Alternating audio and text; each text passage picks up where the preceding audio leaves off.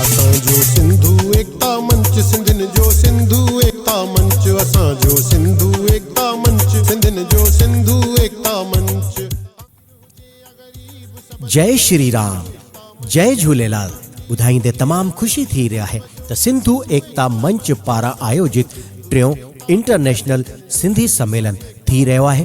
पहिरियों दफ़ो प्रभु श्री रामचंद्र जी पावन नगरी अयोध्या में 13, 14 ऐं 15 जुलाई ही प्रोग्राम थी रहियो आहे world class royal heritage hotel and resort Ayodhya में। 3 ॾींहंनि जो प्रोग्राम जंहिंमें हिकु ॾींहुं प्रभु श्री राम जा दर्शन ऐं 2 ॾींहं सिंधी साहित्य, सिंधी कल्चर, सिंधी गीत नृत्य जा तमाम प्रोग्राम।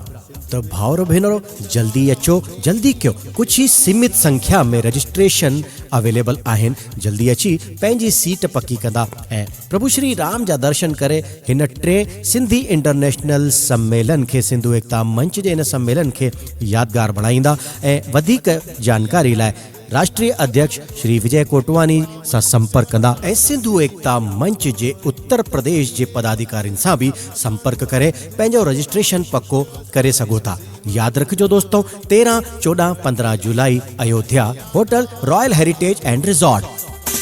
असांजो सिंधु एकता मंच सिंधिन